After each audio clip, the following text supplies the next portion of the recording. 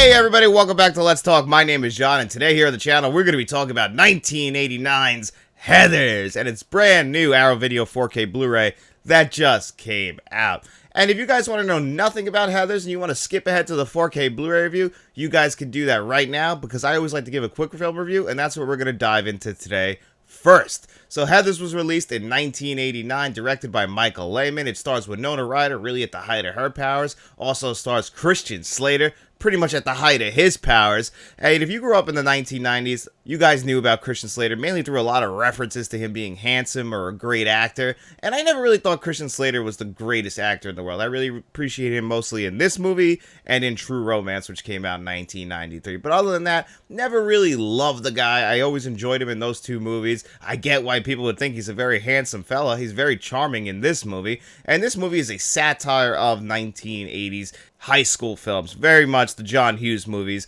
but this one, I mean, it's a satire through and through, and it's just a very dark movie in general. My wife Faith actually watched this movie for the first time a few weeks ago. I guess somebody recommended it on TikTok, despite the fact I've been telling her to watch it for years, and she didn't even wait to watch the 4K Blu-ray with me, and she wasn't really into the movie that much, actually. She said it was actually kind of mean at points, but when you watch the interviews with the director, you can see that he was trying to offend people intentionally. So even though some of the jokes in this movie might seem very outdated, and yes, some of the references and some of the stuff that they're talking about is very much of the 1980s and what teenage kids were going through in the 1980s, and this movie is still a huge influence on so many other movies that still come out to this very day. Its influences on the movie Mean Girls are very obvious. You know, the plastics clearly rip off the Heathers in this group, because this movie follows around 4 girls, 3 of them named Heather and 1 of them named Veronica. Veronica is Winona Ryder. The other 3 girls are named Heather, and we color code them in this movie because in the beginning of the movie we see 4 of them playing croquet,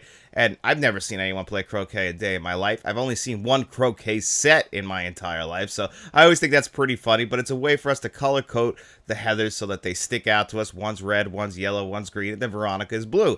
And even if you go in their bedrooms, like we early in the movie, we see the first Heather, you know, she's the leader of the gang. Her room's all in red. We see Veronica in her room, all in blue. Beautiful production design in this movie. But these 4 girls, you know, they're friends. Winona Ryder is kind of the newest one to the group. Again, very similar to Mean Girls. You know, she got popular. She wasn't a cool kid. But we kind of get into this movie where she's already a member of this group. But she doesn't like these other girls. You know, they're kind of stuck up. You know, they're all about being popular, and that's what matters most. They basically ridicule everybody else. One of the meanest moments in this movie is the one moment where I say, you know what, they went a little too far, because I get what they're going for, but I just felt genuinely bad, and I'm watching a comedy for this one girl. It's a heavier girl. You know, they give her a note from a big football player, and it says that, hey, you know, I really like you. So she brings the note to him in front of everybody in this cafeteria, and then they ridicule her, and she runs out of there crying. I felt genuinely bad for the girl in that moment. So moments like that, I could see why people would think that this movie is very mean and just outdated in general. Some of the other jokes in this movie definitely would not fly in 2024. But if you go back to 1989 and all those John Hughes high school movies like Ferris Bueller's Day Off, The Breakfast Club, 16 Candles, you could just see that this movie is clearly just trying to make fun of all of those movies.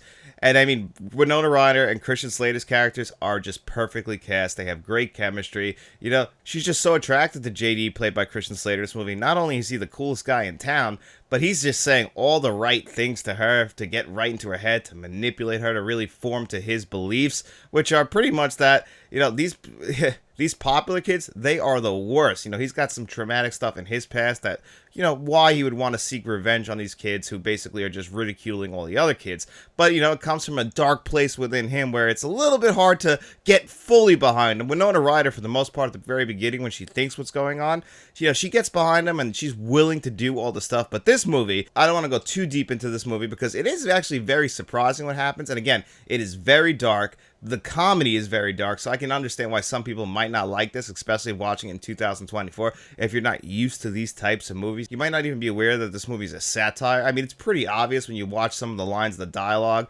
and how all the parents act in this movie in comparison to how their kids are acting. Everything is just like over-exaggerated, turned up to 10.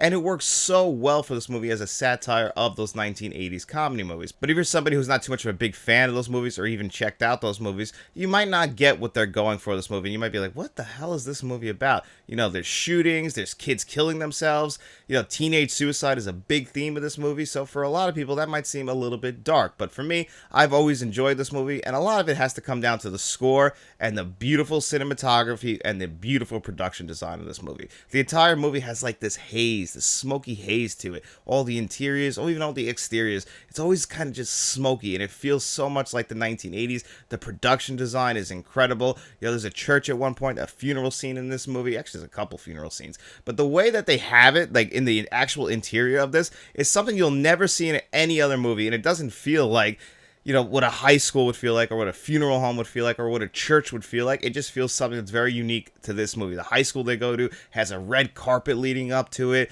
and a lot of that is because they wanted to insert fantasy elements into this movie and kind of look at the high school through Veronica's lens and how she feels about it. And again, this is just something we don't get in 2024 anymore, is great production design. Again, the attention to the costumes, the attention to all of the sets is beautifully done. Where Christian Slater lives, again, just a unique looking house. Veronica's room in blue, one of the Heather's rooms in red. I mean, all that stuff is just so unique to this movie. Yes, we've seen other movies rip this movie off, or at least borrow elements from it. Again, I was saying how this movie is still inspirational in 2024. Obviously, it's a huge inspiration on The Plastics and Mean Girls, but also Lisa Frankenstein that came out in 2024 owes a lot to the movie Heathers. Maybe that's why I like Lisa Frankenstein so much, because I really love the movie Heathers from the late 1980s. Is it a perfect film? No, it's got some flaws in it. Like I said, some stuff definitely does seem outdated. It would definitely be hard to come to this movie if you're somebody who's never seen any of those 1980s movies and you decide just to pop in Heathers. You would really have to understand what those 1980s high school comedies were about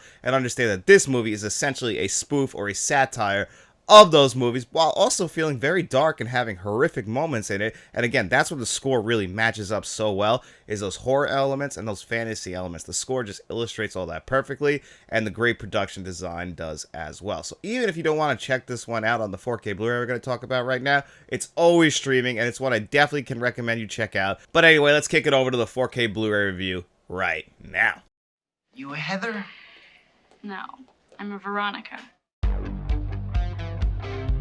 I wanted to be a member of the most powerful clique in school. And here it is, Heathers on 4K Blu-ray, courtesy of Arrow Video. You guys will notice this was a Region B release, a United Kingdom release, so I had to get this imported from the Atomic Movie Store, which means I spent a little bit more money on it. So the price of this, if you live in the European area, that's going to be about $22, where it cost me well over that to import it, and that's just because I really wanted this movie, Heathers.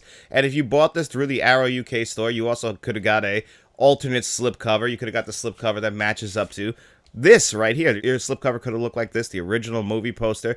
I only had this option. This is actually reversible, so you can make it look like this. So whatever slipcover you chose to get, you could always have the reverse underneath. I always appreciate when Arrow Video does that. When you come inside, it is a one-disc set. Now, for me, that's not a big deal because the 4K Blu-ray is region-free and it's going to feature all of your extras on it. For the people living in Region B who could have got a Region B Blu-ray in here, I would be very curious how you guys feel about this being a one-disc set. Obviously, my opinion on this is a little bit warped, mainly because I live in the United States and I had to import this anyway, so only the 4K Blu-ray would be region-free. You get a bunch of poster cards in here, but other than that, it definitely does feel like a cheaper release from Arrow Video in the sense of what they give you here, but I could still appreciate it because A, I live in the United States and I was able to get this and watch this 4K Blu-ray here in the United States, and putting everything on that one disc. I've actually seen Arrow Video make great use of the space on their discs, and I'm really impressed by it because the extras, first and foremost, I would have expected nothing with this. I would have been okay with just the movie just because, yeah, I would have expected all the extras to be on a Blu-ray. But no, Arrow Video will cram as much as they can onto those 4K Blu-ray discs, and I am so happy with that because not only do you get one interview, but you get about 4 different interviews on here. A lot of them are kind of combining a bunch of different people. The director kind of is involved in all those interviews. You can get an interview with him all by himself, and I really appreciated this. I actually really loved the interview with the director, Michael Lehman. He was awesome, talking about coming up, working under Stanley Kubrick and working under Francis Ford Coppola. And, you know, basically just meeting people while working at these movie studios and how it eventually led to him making his own films And you know, this movie was really a vision of his and the writers that he was working with, and it's just a beautifully well-made movie. So hearing him talk about it and then hearing all the production designers talk about it, that was my favorite interview. Listening to the art director, the production designer, listening to them talk about dressing the sets and, you know, what their jobs really entail, it was something that I could just truly appreciate. I loved all of those interviews. You get about 4 or 5 interviews on here, if I'm correct. You get an audio commentary track, you get all the archival stuff as well. I believe there was about 14 different extras, including two trailers on here. As an extras junkie, that's all I could ever ask for. I was blown away by the amount of extras. Would I have liked a new making of documentary, because that's always the cherry on top? Of course, but I cannot complain. You know, everybody else got exactly what they wanted, and I also really appreciated those interviews. So as far as the extras go, I was so happy with them. Now, what about the audio? Now, you get 3 audio tracks on here. They're really pushing about the original 1.0 audio track. That's the one it's going to start in, but you also have a 2.0, and you also have a DTS HD Master Audio 5.1. That's the one I chose to watch this in. 2.0 is actually an LPCM track, so the only DTS HD Master Audio 5.1 track is on here as well. And then you get the 1.0 and the 2.0. So it really comes down to how you feel, but just make sure you change the audio track if you want to listen to it in one of the other 2 audio tracks. You're going to start out in that 1.0. Now, what did I think of these 3 audio tracks? I didn't think any of them were going to blow you away. I mean, if you're somebody who wants that front-heavy track, I absolutely say go with the 1.0. I think that they put the most work into that. The 5.1 was fine, but, you know, I would have liked a little bit more bass and a little bit better mixing of the channels, but they kind of just threw that on here for people who like the surround sound. That's not really how they intended you to watch the movie, so I can understand that. They really want you to watch it, you know, front heavy, not have all the channels going, and, you know, they're all mixed well. The dialogue always comes in crisp and clear, but it has such a good score and has such good sound elements. I really do believe that a brand new, well-mixed 5.1 track, I mean, and asking a lot with a Dolby Atmos track, would have been awesome for this type of movie. But again, I know that this isn't, you know, the most beloved type of movie. A lot of us are a big fan of it. It's got a big cult following, so I understand, you know, the audio tracks, maybe they kind of got the shaft a little bit. But then we get to the visuals, and this is what really stood out the most. Despite having those great extras, this movie received a pretty big upgrade in the visual department. You get Dolby Vision, HDR10, and I just thought this movie looked phenomenal. The colors are what stood out to me the most. They were very dense. They popped off your screen. Again, this is a very colorful movie to begin with. You know, what the greens, the reds, the blues, the yellows, all that stuff. So it's a very colorful movie. We're talking about all the red leading up into the high school. And, you know, one thing I was worried about going to 4K Blu-ray was that haze. When I think of Heathers, I always think of that haze going throughout the entire movie, that smoky look in every single interior, and no matter where they are. And I was worried that the 4K Blu-ray was kind of going to erase that a little bit or make it less noticeable than the movie has always been. And you know what? They didn't. They were able to maintain that while increasing the color, increasing the detail, and increasing the sharpness. They did such a good job on this 4K transfer, and for the most part, Arrow Video does. This is definitely a little bit better than what American Gigolo was, but it's very comparable, I think, to Witness. But I would still say that the visual transfer is still better than Witness. But as far as the colors go in Witness, I think if you were to compare that to this, you'd be like, okay, I can see the colors and how Arrow Video does their transfers. It just feels like the elements are a little bit better in this. So I thought as far as the visuals go with the HDR10 and the Dolby Vision, it was just a huge upgrade from any other time that I've seen this movie. Now, I can't compare it to another physical release, but I did compare it to that Amazon stream that my wife was watching, and it was definitely a noticeable upgrade from that. Given streaming, you know, you're not going to get the full effects because it's on a streaming service. You're not going to be able to get everything that you would get on a physical release. That's one big thing we always talk about here on the channel. When you get a physical release, there's nothing preventing you from getting exactly what is on the disc. When you go through a streamer, you're depending on a lot of different elements. So, you know, it's not a really fair one-to-one comparison, but from what I'm seeing, this is a very big upgrade over previously released versions of this movie. And hopefully it gets released in the United States, because if you want to import it to the United States, it's definitely going to cost you a pretty penny at this moment, or even import it to Canada, because I don't think it got a Canadian release as well. But still, I think it definitely is worth it. I really don't have too many complaints about this other than the audio. I was so happy with this release. It really made me appreciate the movies. It really made me appreciate the movie even more because of those great extras and the interviews that they have on here. Would I have liked a new interview with Winona Ryder or Christian Slater? Absolutely, but they got archival interviews with them as well, and you get to hear from everybody who was working on the movie. So for me, I thought this was a great release from Arrow Video. Is it one of their best? You know, probably not. You don't get the Arrow Video hard casing, but you know what? For what they gave us, it's more than what I expected, and I can definitely recommend Heathers, especially if you're a fan of it. And I would definitely recommend this Arrow Video 4K Blu-ray, even if you have to import it. What would I give this Arrow Video 4K Blu-ray on a score of 1 to 10? I would give Heathers a very solid 8.5 out of 10. But guys, it's also Tuesday. It means it's time for our digital code giveaway. So I'm going to kick it over to my future self for this week's digital code giveaway. That is correct, Past John. It is Tuesday, and that means it's time for our digital code giveaway. In every single video that we do here on the channel on Friday, I'm going to ask you guys 2 digital code giveaway questions. All you have to do is answer one of those questions in the comment section below, and as long as you did that, you came back to this video right here every single Tuesday where I'll put your name on a magic wheel. I'll spin that wheel 2 times. The 2 names it lands on, they have their choice of the digital codes that you've seen on your screen before you today. And I asked you guys, what was your favorite Kevin Costner film and what was your favorite thriller of all time? And I got a lot of great answers, had a lot of great conversations this week, and I really did appreciate that. So thank you guys all so much. I really appreciate everyone entering into this digital code giveaway. And without further ado, let's spin this magic wheel.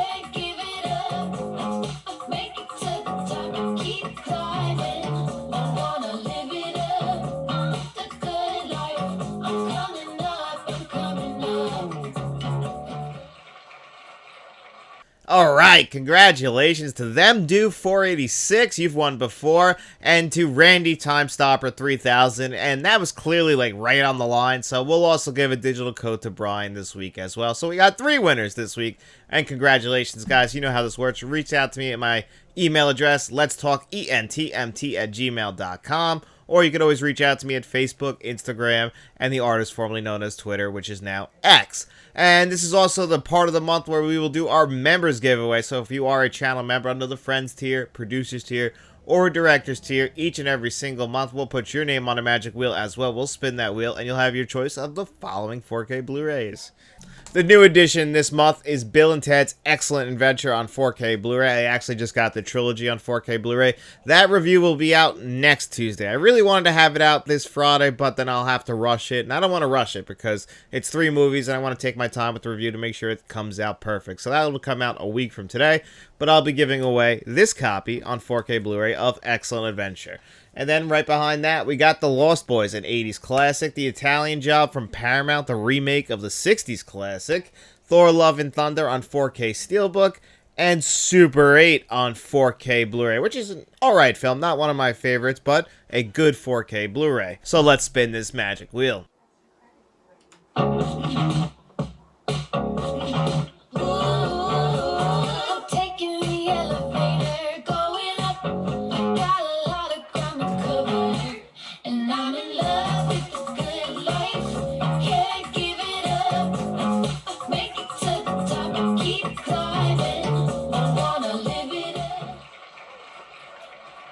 And congratulations, John Doe Juggalo. This is actually back-to-back wins for you, I believe. I think you won last month, if I am correct. So I know how to reach out to you. You know how to reach out to me, and I'll send you whatever one of these 4K Blu-rays you want. And thank you to all my channel members for the continued support. And really, without you guys, I couldn't put out these many videos. I really appreciate all of your support. Thank you guys all so much.